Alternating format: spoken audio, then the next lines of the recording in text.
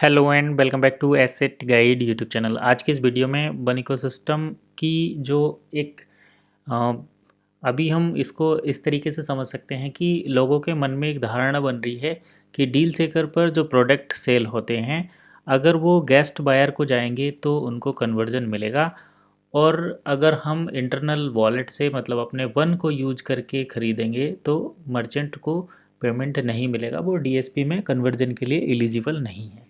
अब इसमें एक सवाल उठता है, वो ये कि आखिर कंपनी अपने ही कॉइन का कन्वर्जन क्यों नहीं कर रही है। तो इसके पीछे का सिंपल सा रीज़न ये है कि कंपनी, पहली बात तो ये कि ज़्यादा लोगों तक पहुंचना चाहती है। ये मैं अपना पॉइंट ऑफ व्यू दे रहा हूँ, मैं ना ही कंपनी के फेवर में बात कर रहा हूँ ना ही मर्चेंट के फेवर में। और ये निष्कर्ष जो हम निकाल रहे हैं, कल एक मर्चेंट है और उन पर भी काफ़ी फ्रॉड के एलिगेशन लगे हैं, इसलिए मैं नाम तो नहीं ले रहा, लेकिन आप समझ जाएंगे, कमेंट बॉक्स में पढ़ लेना। वो जो मर्चेंट है वो ये बोल रहे थे कि हम 30% अगर पेमेंट एक्सेप्ट कर रहे हैं तो कंपनी उस 30% के बदले पेमेंट क्यों नहीं दे रही। तो पहली बात, उसका रीज़न ये है कि जिसने भी आपको ये इन्फॉर्मेशन दी थी, चाहे वो कंपनी के आईजीसी मेंबर हों या न्यूज़लेटर से आपने पढ़ी हो या किसी ने आपको, किसी लीडर ने बताया हो, क्योंकि काफ़ी लीडर जिनको बेसिक समझ भी नहीं है वो भी आकर बड़े बड़े दावे कर देते हैं। तो आपको जिसने भी बताया कि वो 30% का कन्वर्जन मिलेगा, कब मिलेगा, 100% मिलेगा, 10% मिलेगा, उसने आपको गलत बताया है। कंपनी के ऑफिशियल डॉक्यूमेंट्स में ऐसा कुछ भी नहीं है।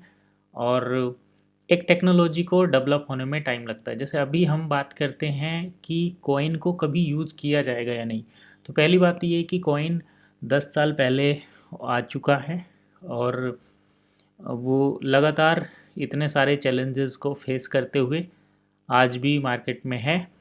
और एक नई टेक्नोलॉजी और मॉडर्न जो टेक्नोलॉजी है, जैसे पॉलीगन, जैसे जिसको ज़्यादातर बड़े बिजनेस अडॉप्ट कर रहे हैं, उसके साथ चलने की कोशिश कर रहा है। तो एक टेक्नोलॉजी को कंपनी में आने में टाइम लगता है। अब बात कर लेते हैं कि जैसे बिटकॉइन इससे भी पहले मार्केट में आ चुका है। लगभग 3000 के आसपास अच्छे क्रिप्टो हैं जिनको अलग अलग कंट्री में यूज किया जा रहा है। तो एक रिसेंटली एक न्यूज़ आई है जिसके बारे में अगर हम बात करें, तो ये देखिए, क्रिप्टो पर भरोसा करने लगी हैं बैंकिंग फर्म, अमेरिकी bank JP Morgan bitcoin ether के बदले देगा लोन। तो ये बहुत, लगभग आप ऐसे समझो कि 15 साल के बाद ऐसा हो रहा है कि बैंकिंग फर्म क्रिप्टो पर भरोसा कर रही हैं और बिटकॉइन या दूसरे क्रिप्टो को एक एसेट के तौर पर कंसीडर करके उसके अगेंस्ट वो लोन इशू कर रहे हैं। जैसे गोल्ड को आप रखो बैंक के पास और उसके बदले आपको गोल्ड लोन मिलता है, ठीक वैसे ही अब कंपनियां क्रिप्टो की तरफ रुख कर रही हैं और बिटकॉइन के बदले जेपी मॉर्गन जो बैंक है यूएस का, वो अब लोन देना शुरू कर रहा है। तो इस तरीके की चीज़ें जब नई मार्केट में आती हैं तो उनको अडॉप्ट करने में, नई टेक्नोलॉजी को अडॉप्ट करने में काफ़ी टाइम लगता है। और एक अगर हम देखें तो जैसे हमारे यहाँ पर स्टार्टिंग में जब कंप्यूटर आया था, तो उस टाइम पर लोगों को कहना था कि ये कंप्यूटर जो है लोगों का लोगों को काम करने की हैबिट ख़त्म कर देगा, लोगों के रोज़गार छीन लेगा और इफ़िशियंसी कम हो जाएगी। लेकिन ऐसा कुछ नहीं हुआ, टेक्नोलॉजी के साथ लोग अडॉप्ट कर लेते हैं और वो नई अपॉर्चुनिटी ओपन कर देते हैं। ठीक वैसा ही अभी एआई के साथ हो रहा है कि एआई अगर आया है तो आने वाले टाइम में लोगों की जॉब चली जाएंगी और बड़ी कैलकुलेशन लोग नहीं कर पाएंगे।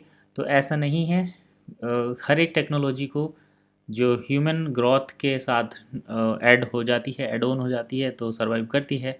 अदरवाइज उसको यूं ही छोड़ दिया जाता है, क्योंकि कुछ ऐसी हिस्टोरिकल इन्वेंशन हो चुके हैं जो समाज के हित में थे लेकिन वो तालमेल नहीं बिठा पाए, तो उनको कहीं ना कहीं या तो दरकिनार कर दिया गया या गायब कर दिया गया। तो आप देखो, ये काफ़ी अच्छा सिस्टम चल रहा है। अभी यूएस चाइना की एक बड़ी अच्छी न्यूज़ आई है जिसके बेसिस पर हम ये कह सकते हैं कि कुछ ना कुछ अल्टरनेटिव तो अब रहेगा ही। आप ये देखो, टाइम्स ऑफ इंडिया का कल का ही 17 घंटे पहले, और ऐसा जब देखने को मिलता है तो कहीं ना कहीं डॉलर को एक बड़ी टक्कर तो मिल रही है। अब ये नहीं कह सकते कि उसको ओईएस दे रहा है। ओईएस तो पहली बात अभी करेंसी बनने में काफ़ी टाइम लगेगा, लेकिन क्या उसको पहले ये सोच रहे थे कि यूएस चाइना को टक्कर दे रहा है, अब सोच रहे कि चाइना यूएस को टक्कर दे रहा है। तो ये बड़ी चीज़ें हैं जो चलती रहती हैं, काफ़ी जियो पॉलिटिक्स में काफ़ी कुछ होता है। और ये टाई अगर आप देख रहे हैं दोनों की, तो इसका मतलब ये है कि क्या चीन डॉलर को सपोर्ट करने लगा? ऐसा बिल्कुल भी नहीं है। और चीन की जो इतनी पावर हुई है वो बेसिकली यूएस की ही देन है, क्योंकि चीन अपने आप में एक, अभी यहाँ पर पता है 10% टैरिफ भी कम हुआ है चाइना के ऊपर जो यूएस ने इम्पोज किया था। तो काफ़ी सारी चीज़ें हैं, करने को बहुत सारी बातें हैं, बस मेन बात यह है कि किसी भी टेक्नोलॉजी को अडॉप्ट होने में टाइम लगता है, और जब वो अडॉप्ट हो जाती है तो उसमें डिकेड्स लगते हैं, दशक बीत जाते हैं।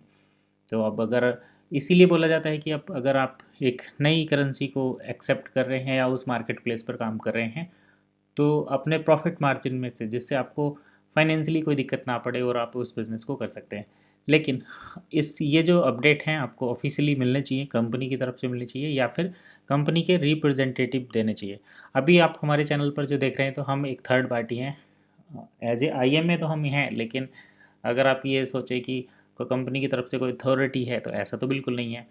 आप अगर चाहो तो इसको अनऑफिशियल भी समझ सकते हो, क्योंकि वन इकोसिस्टम के साथ एसेट गाइड का कोई कनेक्शन है ही नहीं। एसेट गाइड एक इंडिविजुअल चैनल है, एक इंडिविजुअल हाउस है, एक तरीके से आप देख सकते हैं, जिसको जो पर्टिकुलर इन्फॉर्मेशन आपको क्रिप्टो या सीबीडीसी स्टॉक मार्केट से रिलेटेड प्रोवाइड करता है, लर्निंग के बेसिस पर, ये कोई भी एडवाइस नहीं रहती। तो यही था सब कुछ आज के इस वीडियो में।